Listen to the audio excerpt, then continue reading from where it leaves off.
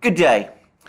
In my program yesterday, I talked about the reports that were starting to trickle out of Russia that on the eve of President Putin's announced ceasefire, there appeared to have been significant Russian advances around Bakhmut, and in particular in the north, in the town north of Bakhmut, practically a suburb of Bakhmut, but it's an independent locality, the town of Soledar. Well, we've had a cascade of news coming out of the battlefronts in Ukraine over the last couple of hours. I should say that the truce, the Christmas truce that President Putin unilaterally announced, is still in effect. It's still got a few hours to run, but it does seem as if it has made little difference to the overall military picture, which I think is what most people who've been following this war carefully expected. And in addition, over and above the fact that the truce doesn't seem to have worked, at least not to any extent, we're also getting a huge cascade of news about a collapse of Ukrainian defenses in Soledar. Now, briefly, on the topic of the truce, there's been some sardonic comments in the West about how the Russians supposedly themselves ignored this truce, how Russian forces continue to take the offensive, to advance in various places, continue shelling, that kind of thing. I have to say that given that the Ukrainians and the Western powers all categorically rejected the truce, I find these comments somewhat odd. I don't really understand why the Russians should be criticized for abiding by a truce which the other side has rejected. But anyway, I just mentioned this. I think the truce idea was not perhaps in military terms, it didn't make much logical military sense. I said yesterday that I thought that the military would probably receive it through gritted teeth. Shortly after I did that program, I saw a long message from Dmitry Medvedev, the deputy chair of Russia's Security Council, the person who's now been appointed the vice chair of Russia's Military Industrial Commission. Medvedev said that the military people would have received the news that Ukraine was rejecting the truce with a sigh of relief, or at least with words to that effect. So I've never thought that that made a great deal of sense militarily. There's been another piece that I, by the way, read on Slavyangrad from a Russian commentator, pointing out that the Russian army in its Tsarist times, when Russian Orthodoxy was the official religion of the Russian Empire, which, by the way, it is not today. In those days, the Russian army did not impose upon itself truces to coincide with religious holidays. And what Putin has done, or his announcement of a truce, and the patriarch's call for a truce, is to some extent a Western innovation. Anyway, putting all that aside, I'm not going to discuss the truce further. It doesn't seem to have made any significant or real difference. But in terms of the battlefronts, the information from Soledar, dribbling out of Soledar, does seem to be different and important. It seems that the Russian forces, led by the fighters of the Wagner organization, have now captured at least half of Soledar. They're consolidating their positions in the center of this town. They're pushing Ukrainian forces towards the northwestern suburbs of Soledar. And there are claims, which of course I am not able to corroborate, but there are claims from various Russian officials, including from one of the Lugansk People's Republic, that Soledar will be fully under Russian control within the next few days. And there's also more reports of Russian advances happening all across the Bakhmut battlefields. And I would say that the loss of Soledar, which some commentators are claiming is in military terms even more important in holding together the so-called Zelensky line, the line of defense running from Bakhmut all the way up to Siversk, that the loss of Soledar is going to put Ukrainian defenses in the northwest suburbs of Bakhmut itself, I would have thought, under impossible pressure. And with the Russians already advancing, apparently, in places like Opitnoye, Kleshcheyevka, and eventually Ivanovka, and already fighting in some of the suburbs, the residential areas of Bakhmut itself, it does seem as if the fall of Soledar is going to assist the overall Russian drive towards capturing Bakhmut. In fact, I've even seen one report claim that once Soledar is fully under Russian control, which this particular report expects will take around 2 or 3 days, then Ukrainian positions in Bakhmut will probably start to collapse within a period of around 2 weeks, and that it's highly likely, according to this commentator, that the Ukrainians will try, instead of holding on to Bakhmut, they will try to pull their troops out from Bakhmut. Now, there have been many reports over the course of the Battle of Bakhmut that the Ukrainians were pulling out of Bakhmut, and in every case, those reports turned out to be untrue.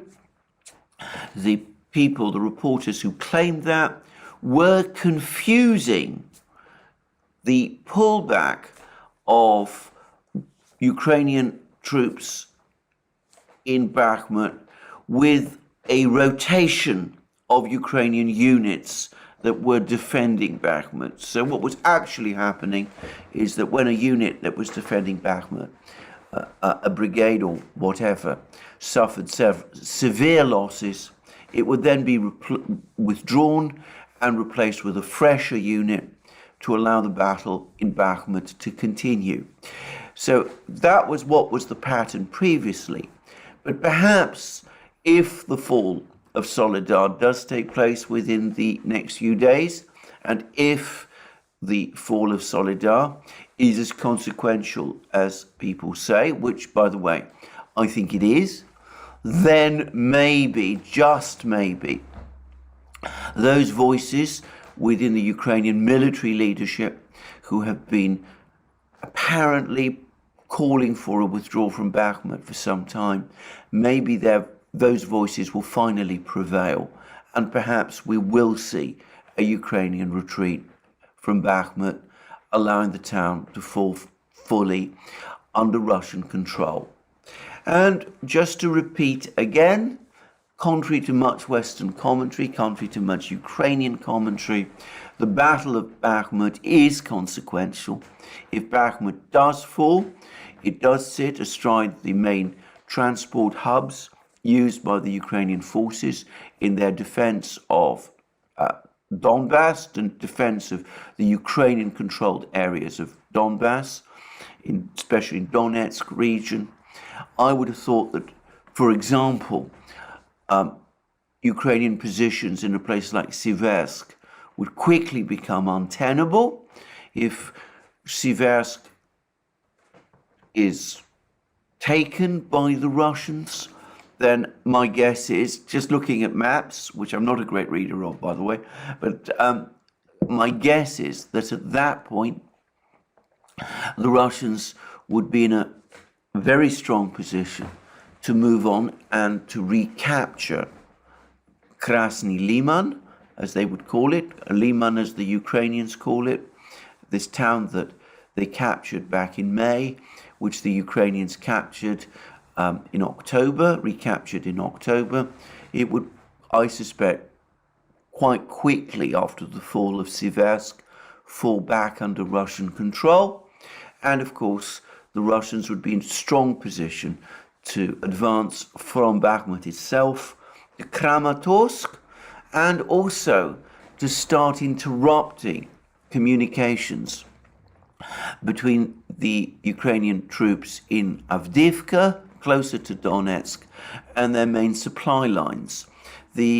As I understand it, Ukrainian troops in Avdiivka received most of their supplies from a main road that passes through an important Ukrainian-held town in Donetsk region called Konstantinovka. If Bakhmut falls, the Russians are in a strong position both to attack Konstantinovka itself and also to cut that road. That would interfere with Ukrainian supplies to their forces in Avdiivka, and it would also weaken, it seems to me, the overall Ukrainian position in and around Donetsk city, which has been increasingly looking fragile as the fighting continues. So I think the fall of Bakhmut, if it does take place over the next 2 or 3 weeks, which is starting to look more likely, with all the caveats I have made, well, I think that will be very consequential indeed. It would be, if you like, the moment when we could start to talk about the beginning of the end game of the battle for Donbass, which has been, to be very clear, by far the biggest battle in the Ukrainian war, this particular war. Now, I've discussed all this information. I want to make it clear that, the fall of Donbass is probably not going to be the end of the war itself. And I have to say there's been a most extraordinary response to all of these events from various people from the West. And my impression overall is that this crisis, this operational crisis that Ukraine is experiencing, and which has been building up now for several weeks, is having a dramatic effect on Western policy. Now, I should say that it has been obvious to me for quite a long time that things have not been going well on Ukrainian battlefronts. And I think that the penny, the realization that this was the case, finally dropped in the West with Western leaders a few weeks ago, and the interviews that General Zaluzhny and others gave to The Economist were a strong indicator of this. And I think also we've now had a very interesting article in Foreign Policy, one of those American magazines that deals lots with foreign policy and military things, which gives an insight into the kind of reports that are probably arriving in Western capitals, in London, in Washington, obviously, in Paris, in Berlin, and of course at the NATO headquarters in Brussels. And it gives a very stark and rather, from a Western point of view, depressing picture about the state of the war. And I'm going to read extracts from it. Now, it's a long article, but I've taken these extracts from a summary provided by a Russian Telegram channel, Slavyangrad again, but let me make it very clear that this is an article from Foreign Policy. And as I said, I'm going to read it because, as I said, it does give us an insight into some Western views about the state of the war itself. First of all, this is what this article has to say about the situation on the battlefronts in general it says the following: the partial mobilization of reservists that Russian President Vladimir Putin ordered in September has strengthened Russian forces at the front. The bombing campaign against Ukrainian energy infrastructure is forcing Ukraine and its allies to divert resources toward the defense of the country's energy infrastructure. And elsewhere, it talks about how the Russians have built up very strong defensive positions, and according to press reports and satellite imagery, Russian troops are digging defensive positions all along the line of contact and constructing sequential barriers of concrete obstacles and bunkers. They are also presumably seeding the ground with mines. And then the article deals with two other topics. One is the attack on Ukrainian energy infrastructure. And it gives a perspective to this, which is the kind that a military person would probably give, or at least somebody who has understanding of military and logistical affairs.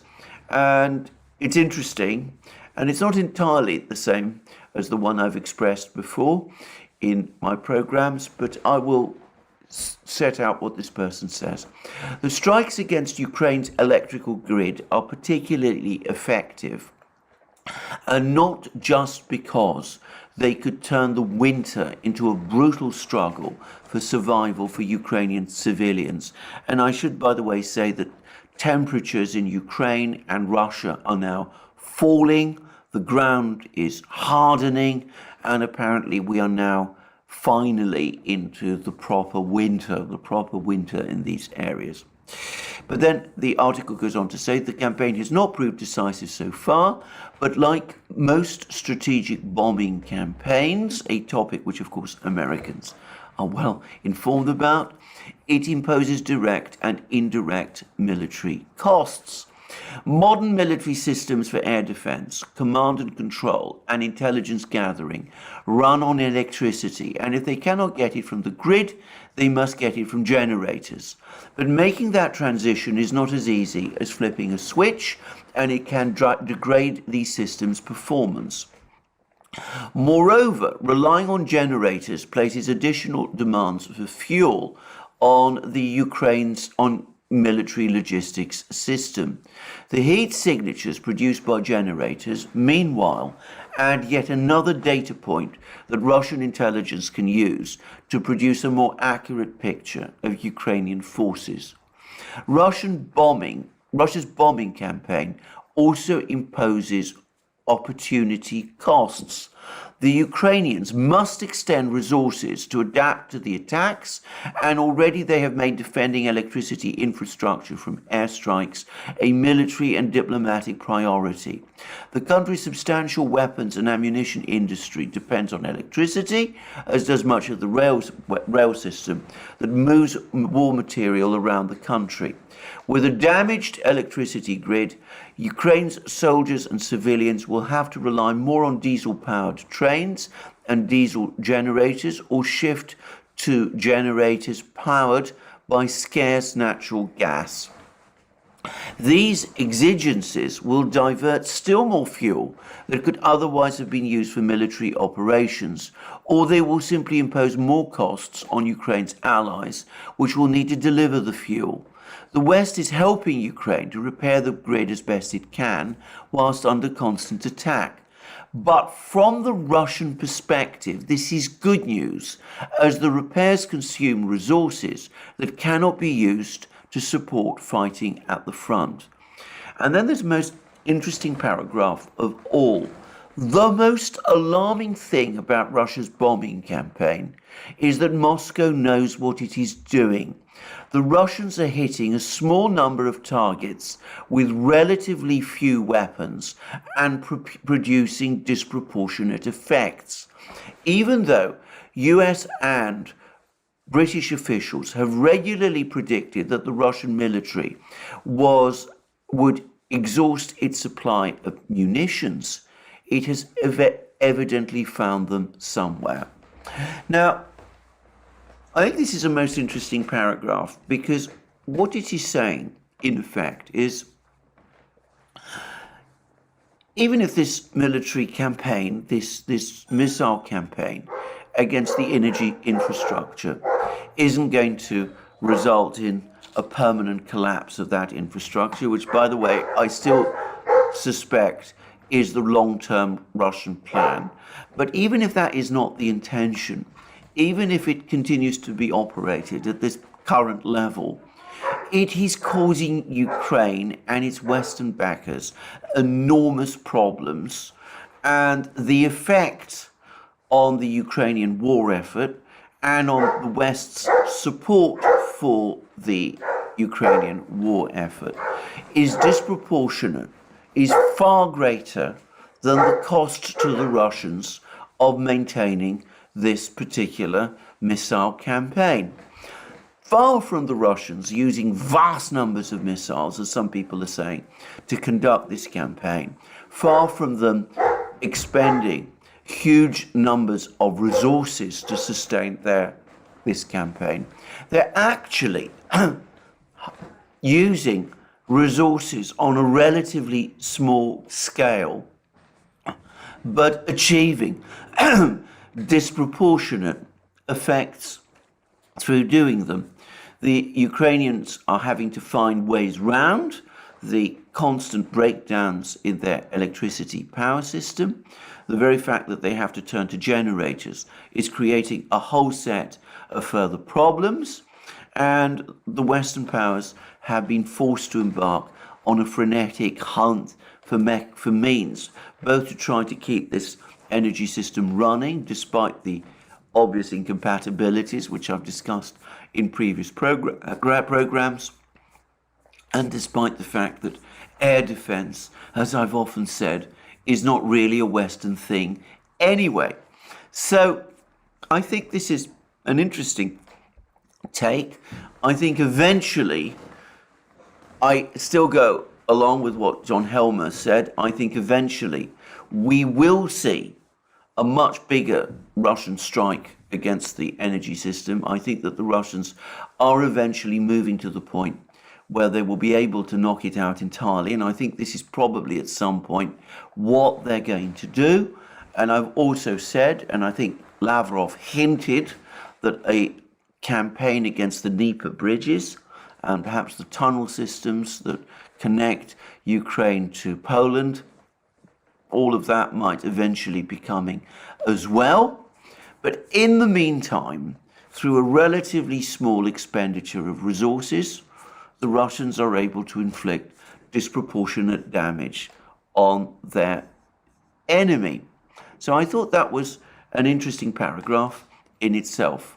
But then, just to finish, the article basically demolishes the whole narrative about the Kherson offensive, the narrative that we've been hearing in the West about the Kherson offensive and the way in which this was supposedly a success. And the article says that the Russians pulled off one of the hardest military operations, retreating during a major attack without suffering the disintegration or annihilation of their forces.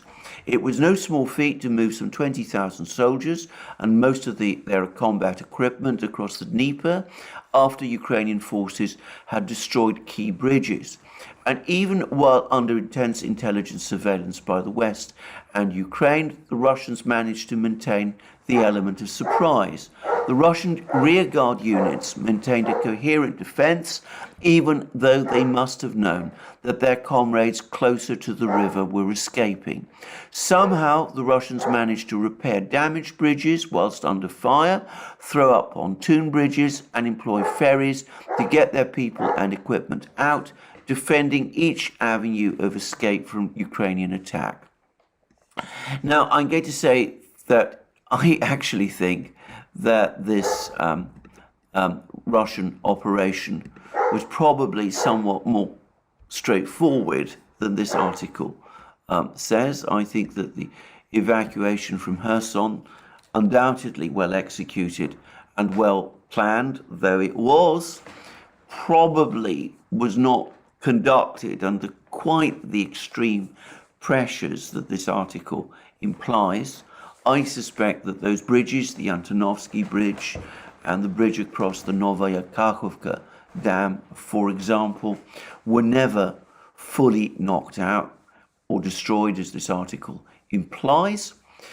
But nonetheless, the fact is that foreign policy, or rather foreign affairs, is now admitting that the Russians were successful in evacuating from Kherson, and that the Ukrainians did not achieve their underlying objectives there. And the article goes on to say how the mobilization has been successful. This is what General Zaluzhny has already said, how the Russians have stabilized their lines, are now heavily fortifying their lines, and are building up strategic reserves, which puts them in a position to carry out more offensives in the future. So this is all, a Western take on the war. By the way, the title of the article is Russia's rebound, and that it says that Moscow has partly recovered from its military setbacks. So you get a sense that this is what Western governments are now being told. Now, I'm going to make a number of assumptions about Western thinking about this war, but I think that they are fairly fact-based, and personally, I don't have any real doubts about them. I think that the plan A that the Western powers had right at the start, back in January, February, was that they would impose these massive sanctions on Russia. They assumed that those sanctions would have an immediate effect, that the Russian economy would collapse like a house of cards, that this would create enormous civil unrest within Russia itself, and that President Putin and his government would fall. And I think that the Western leaders expected that that would happen fairly quickly. They thought that the process would probably take weeks or perhaps a few months, but that it would certainly not drag on and with no real effect, success in sight. And I think that was very much the Western expectation. And it was not fulfilled.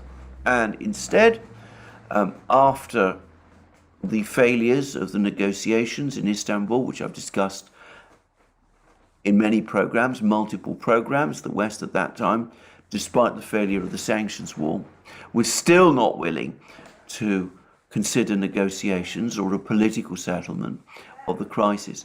Anyway, the Western powers then moved on to their plan B. And the plan B, I think, had a double side. On the one hand, there were these ideas about the price caps, the idea of trying to impose worldwide price caps on Russia's trade in oil, and that this would ultimately undermine the position of the Russian economy and of the Russian budget, and that this would reproduce over time the effect that the sanctions that were imposed in February and March didn't produce. And that was part of Plan B. The other part of Plan B was a major reinforcement of the Ukrainian forces. They were provided with large numbers of tanks, large numbers of infantry fighting vehicles from former Warsaw Pact inventories in NATO countries. They were also provided with some types of heavy equipment, Western heavy equipment, HIMARS missile launchers, M777 artillery pieces, Caesar self-propelled howitzers, and of course enormous amounts of intelligence, enormous amounts of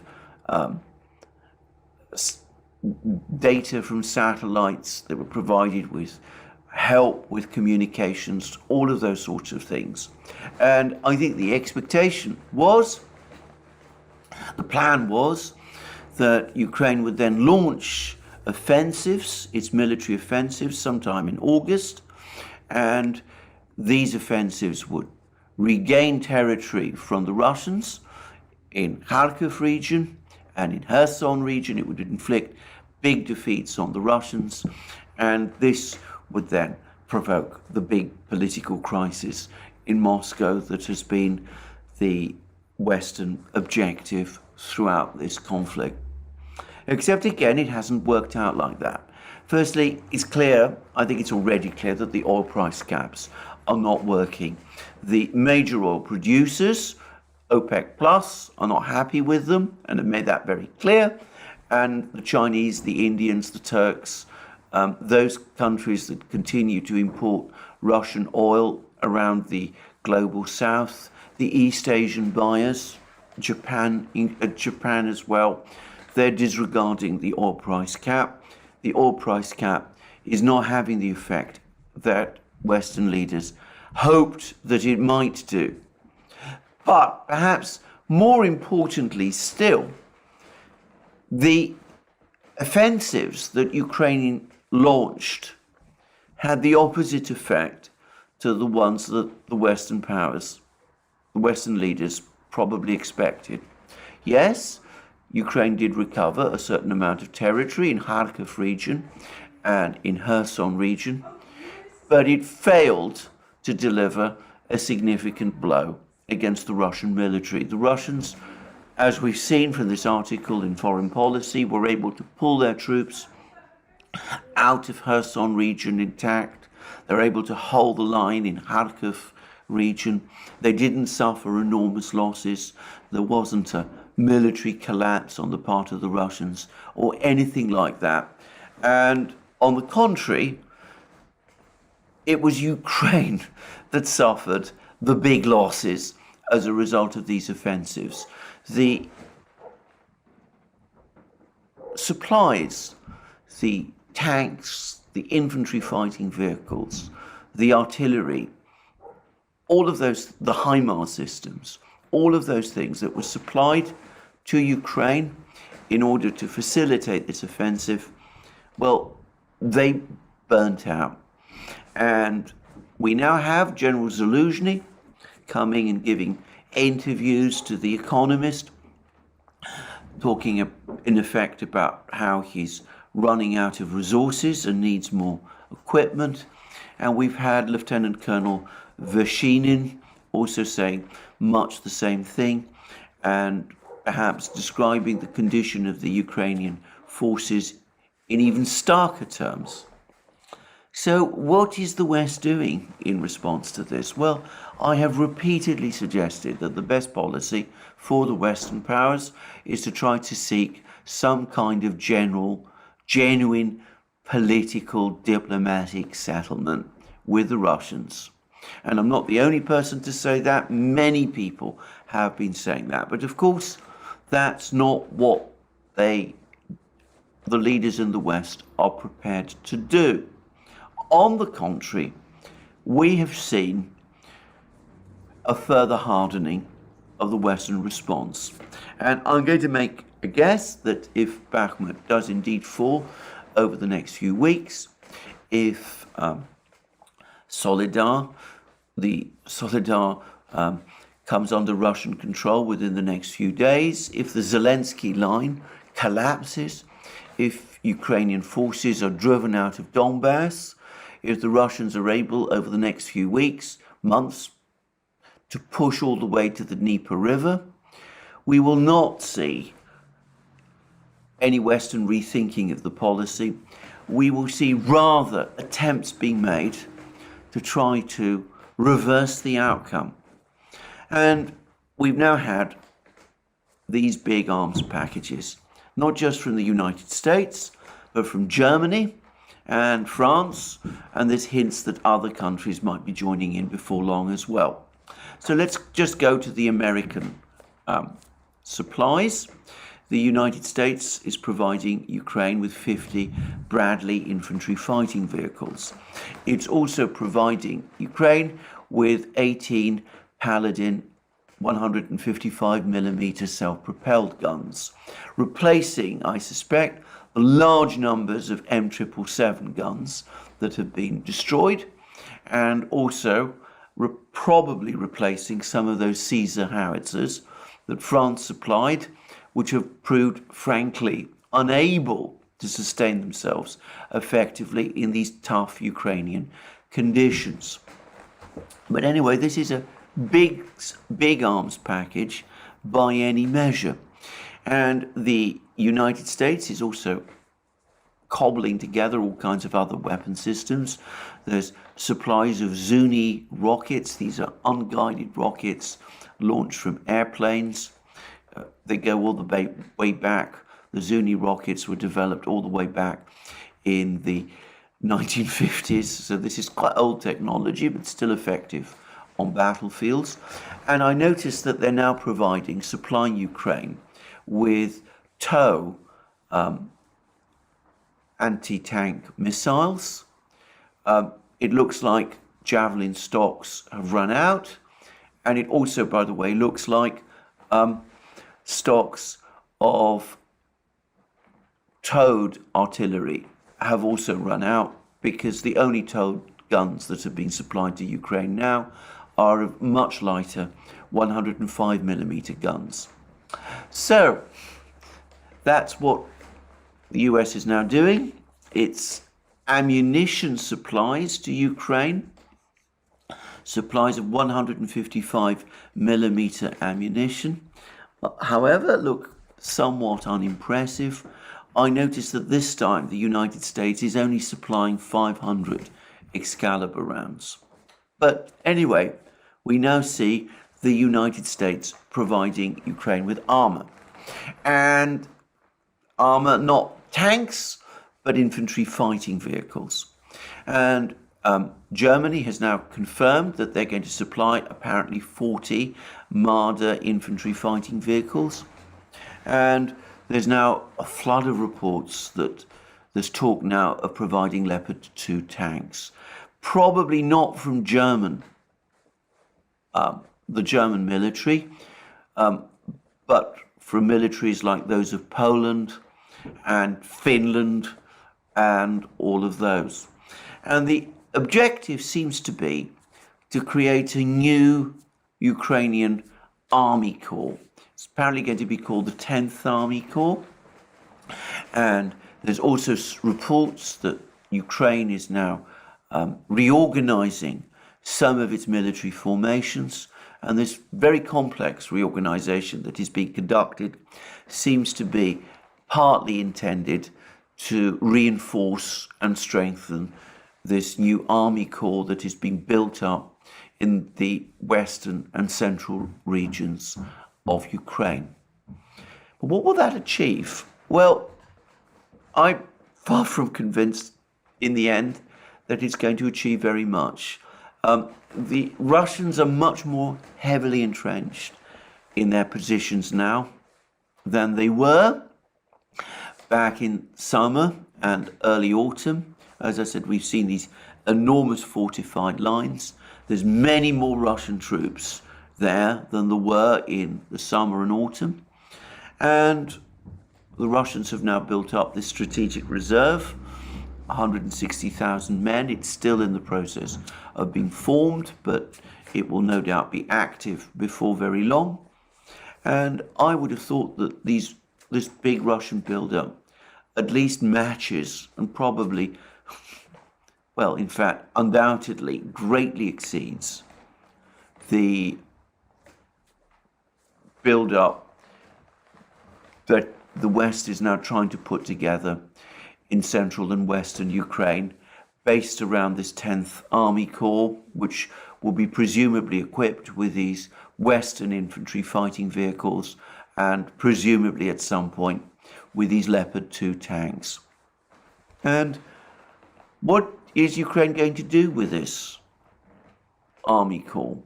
Well, previous experience suggests that they will try to take the offensive. And there's two places where they talked about taking the offensive, and they seem to be the most likely places. One is the Kremenaya Svatovo region in northern Donbass, and the other is the Melitopol region in Zaporozhye Kherson region. And I suspect that that is where these offensives are going to take place, and that's precisely what the Russians are predicting and expecting, because that's precisely where most of these very elaborate and heavy fortifications are being built. And in the meantime, as the Russians no doubt expect the Ukrainians to break themselves against these heavy fortified lines, they're pressing on with their offensive in Donbass. And this is a different offensive from the Ukrainian offensives, because the Ukrainian offensives have taken place against what has tended to be rather light Russian opposition. I've already discussed at great length in many videos how there were very few Russian regular troops in Kharkiv region, in the area around Izium, at the time of the Ukrainian offensive there. By my estimate, there may have been around 1,000 regular troops, Russian regular troops in Izium, probably not many more than that across the rest of that area of Ukraine. And in Kharkiv, in Kherson region, the Russian forces numbered around 20,000. But these were mostly paratroopers, relatively lightly equipped again, not in any way comparable to these heavy fortified lines that we've seen built up in Zaporozhye and Svatovo Kremenaya. But of course, in both of those earlier offensives, the Ukrainians suffered enormous losses. And it seems to me, if the Ukrainians try and launch big offensives against these places again, they will suffer greater losses, much greater losses still. By contrast, the Russian offensive in Donbass has been conducted against intense Ukrainian resistance. The Ukrainians have fought and defended every millimeter of ground.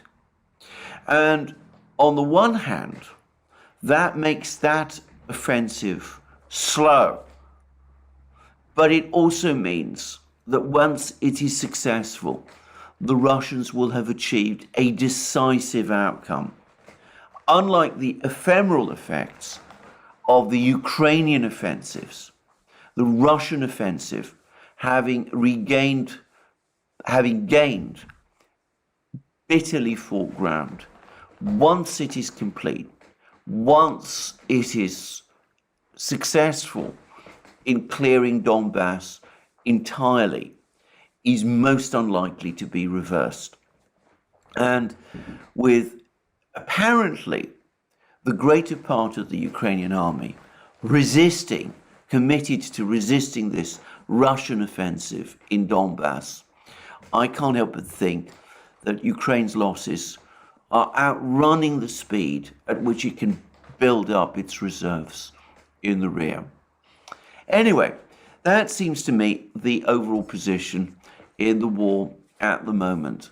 The Russians grinding the Ukrainians down in Donbass, pressing on with their offensive, coming closer now, well, definitely it seems, to capturing Soledar, probably very close also to capturing Bakhmut itself, perhaps readying themselves for the final decisive push, which is going to break Ukrainian resistance in Donbass, perhaps aiming thereafter to push on to the east bank of the Dnieper River, opposite the important Ukrainian town of Dnipropetrovsk, as the Russians still call it, and the West frantically, having realized that the war is not going well for Ukraine, now rushing to put together another arms package as Ukraine struggles to build up this reserve corps in the west central regions. Well, that's, it seems to me, where we are in this war at the moment. I've not considered in this program the greater possibilities of a Polish intervention. I think that remains a distinct possibility, but it seems that the current plan, Plan C, if you like, is to try to build up these Ukrainian forces in western central Ukraine with Western military equipment.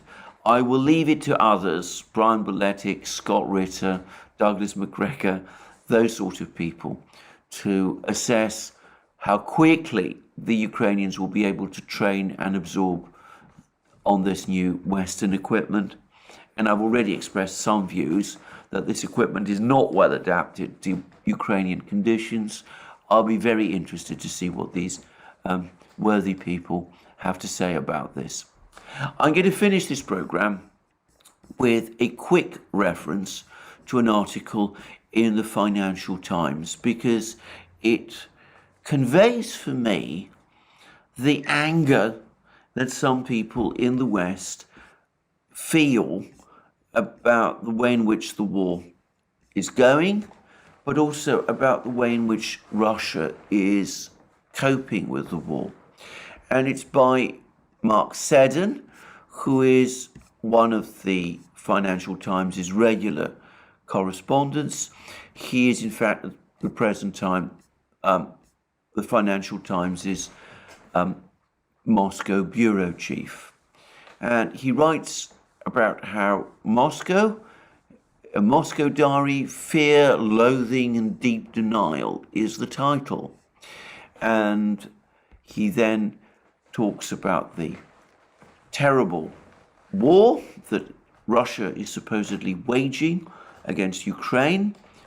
To quote, missiles rain down on Kiev almost daily. Entire towns in eastern Ukraine have been razed to the ground. Villages in Russia's far-flung backwaters have lost much of their male-of-age population to the military draft. That is certainly a huge exaggeration. But then he goes to say there's one city in Putin's war doesn't seem to have changed much. It's Moscow. Instead of a wartime imperial stronghold, the city has become the capital of Putin's special operation. And that, you know, he makes out he's very furious that life in Moscow, and by the way, in most of Russia, despite what he says, is going on pretty much as normal. And he is also clearly frustrated. I'm not going to read through the article in detail at the fact that most Muscovites, most Russians seem to be going about their normal lives in the normal way. But then he does tell us you don't have to scratch hard at the facade to see the rot setting in. The oligarchs and crooners, rather unpleasant word to describe people, but anyway, are all under Western US sanctions, and the Michelin Guide has withdrawn all its Russian ratings. I'm sure that is a major blow to the Russians and to the restaurant trade there, that some Russian restaurants don't have Michelin ratings, but never mind. He then says a good third of the shop fronts in Moscow's malls are empty after big name Western brands pulled out. That's not, by the way, consistent with what I'm hearing. It could be true in some of the luxury stores like Goom and Tsum, but I doubt that it's very much true. It's certainly not the case that a third of shops across Moscow have closed or anything like that. But then he complains bitterly about how there aren't many people protesting. He puts it down to fear. He has somebody claiming that the experience of living in Moscow is like the classic remake 1978 remake of Invasion of the Body Snatchers, where fear and paranoia grips the human protagonists as they struggle to work out which of their friends have been replaced by monsters. And then he talks about how some Russians, the anti-war Russians, are retreating back to the kitchen tables as the places where they conduct civil discourse, where they lived there, carried out their discussions in Soviet times. And anyway, it's full of things like this. And he then goes on to say that shreds of the Moscow I once knew live on in the new centres of Russian exile. The anti-war journalists grumbling in Riga's dive bars, the techies in Tbilisi shy when locals mistake them for Ukrainians, the rappers raising funds for Ukrainian refugees in Istanbul. And I find that a most interesting comment, because it begs the question of whether, if that is the Moscow he knew, the Moscow of anti-war journalists, techies and rappers, that it's a Moscow that isn't very representative of the Moscow that I know. It suggests that Mark Seddon has been spending a disproportionate amount of his time with a relatively small number of people. But anyway, that's the overall view. It's one of deep anger, bitter anger at the extent to which life in Russia seems to be continuing as normal, that there hasn't been either the economic collapse or the mass protest movement that perhaps some journalists in the West accepted, and the deep anger that people like Mark Seddon feel that anti-war sentiments seem to be confined and expressed now by very few. Well, I've been saying for many years that Western journalists spend most of their time when they go to Moscow, not just in Moscow, ignoring the rest of the country, but talking to a very unrepresentative section of the Russian capital's population. I'm sorry to say Mark Seddon's article confirms that. And I'm also going to say this, that I think that this article has something about it of the signs of the scales falling from the eyes, of finally seeing that Russians, most Russians, do not share the perspective of things that people like Mark Seddon have. Anyway, I mentioned this article. I thought it was an interesting article. I'm, as I said, surprised perhaps a little at the anger with which it is written, but there it is. We will see what happens over the course of the next few days. Clearly the focus now is very much on what's going on in Soledar and perhaps in Bakhmut as well. And obviously, if there's any big military developments over the next couple of days, I will be discussing it in my future programs. Well, thank you for joining me again today.